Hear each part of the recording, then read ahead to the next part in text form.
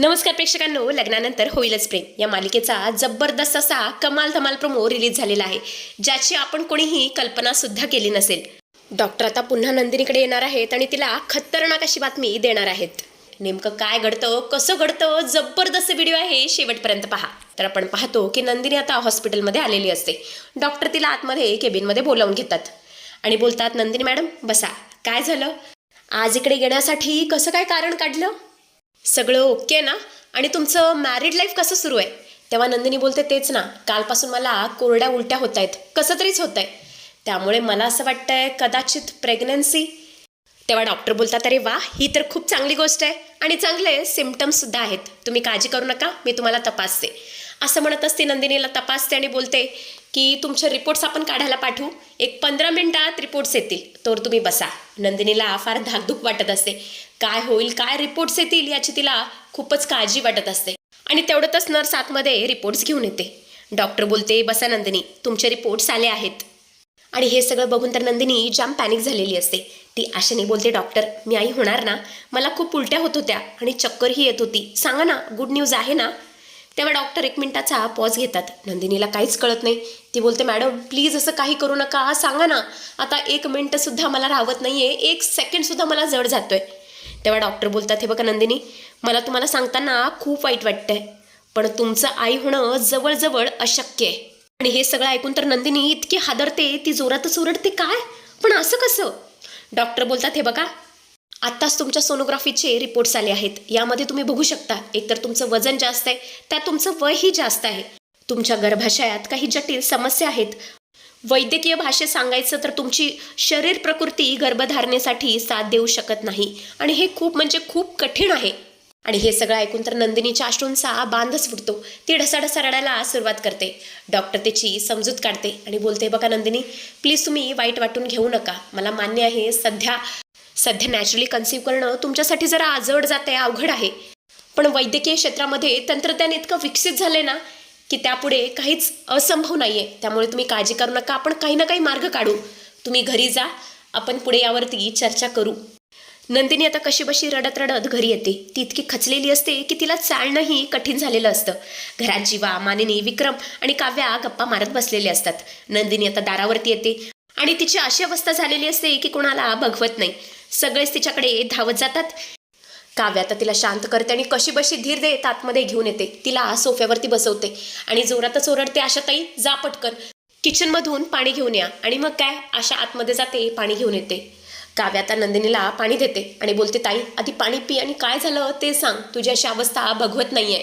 जीवा तर इतका पॅनिक झालेला असतो, कारण त्याला माहिती असतं नंदिनी हॉस्पिटलमध्ये गेली आहे आणि त्याला थोडीफार शंका आलेली असते की काहीतरी वाईट बातमी असणार आहे. तो बोलतो, नंदिनी अगं सांग ना, काय झालं, तू हॉस्पिटलमध्ये गेली होतीस ना, डॉक्टर काय बोलले, तू का रडतीयस? नंदिनी तू प्रेग्नेंट आहेस ना, आपलं बाळ या जगात येणार आहे ना, अगं बोल ना नंदिनी, का बोलत नाहीयेस? इथे माझी हार्टबीट वाढत चालली आहे, बोल अगं, बोल काहीतरी. तेव्हा नंदिनी सोफ्यावर कोसळून हमसून रडू लागते आणि बोलते, जीवा, अहो जीवा, सगळं संपलं, आपल्या नशिबात आई बाबा होण्याचं सुख नाहीये, डॉक्टरनी सांगितलंय मी कधीच आई होऊ शकत नाही, माझं आई होणं फार कठीण आहे, मी नॅचरली कन्सीव्ह नाही करू शकत. आणि ही बातमी ऐकल्यानंतर सगळे सुन्न झालेले असतात. सगळ्यांना ही बातमी पचवणं इतकं कठीण असतं की बासच, काही सांगायलाच नको. मानिनी, विक्रम यांना तर काय करावं काहीच कळत नसतं. काव्याला तर इतकं वाईट वाटेलं असतं. ती चक्क नंदिनीच्या पायात बसते आणि तिची समजूत काढू लागते आणि बोलते, नंदिनी ताई शांत हो, अजिबात टेन्शन घेऊ नकोस, डॉक्टर सुद्धा माणूस आहे, मला असं वाटतंय डॉक्टरांकडून काहीतरी चूक झाली असेल सांगण्यामध्ये. तेव्हा नंदिनी रडतच बोलत असते, नाही काव्या, त्यांनी स्पष्ट सांगितलंय माझ्या आयुष्यात हे बाळ कधीच येणार नाही, बाळ येणं फार कठीण आहे. काव्या, अगं मी अपूर्ण राहिले ग, काव्या मी अपूर्ण राहिले, असं ती हुंदके देऊन देऊन रडू लागते. पुढे आपण पाहतो तर काय, सगळेच आता नंदिनीला समजावत असतात की काहीतरी मार्ग निघेल, काहीतरी होईल.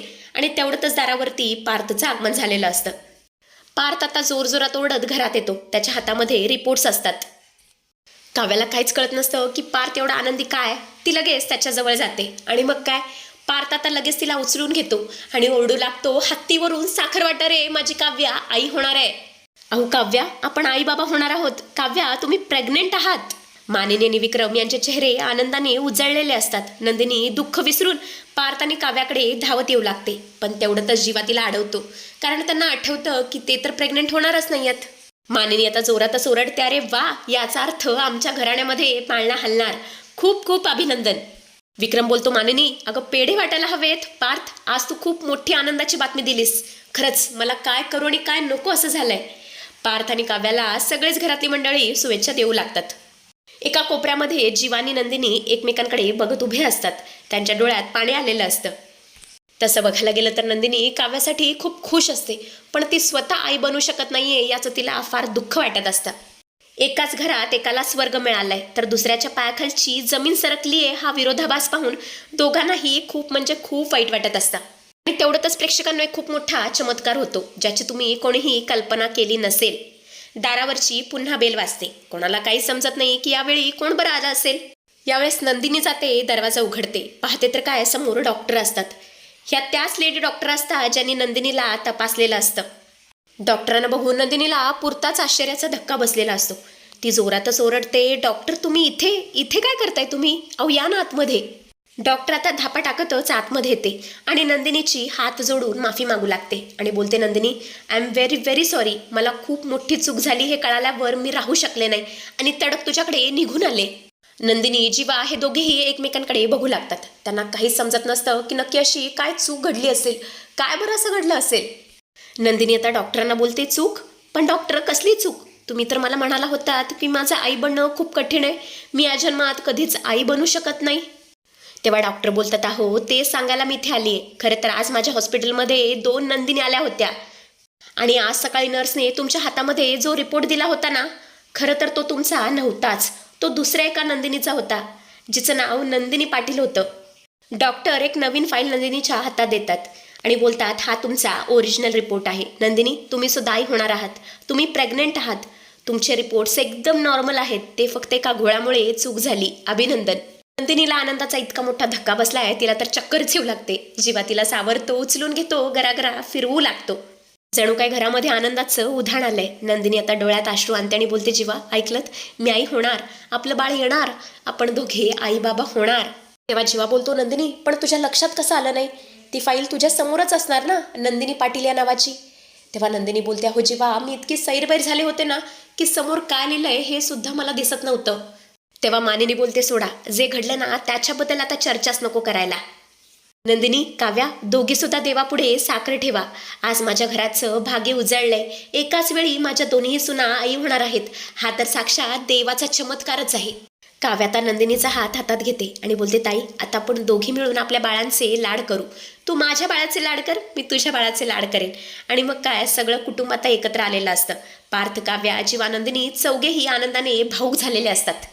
पण रम्या आणि वसुहत्या यांचा चेहरा मात्र चांगलाच पडलेला असतो. तेव्हा आता पुढे काय काय घडेल हे बघणं खूपच इंटरेस्टिंग आहे प्रेक्षकांनो. असेच अपडेट्स बघत राहण्यासाठी चॅनलशी कनेक्टेड राहा.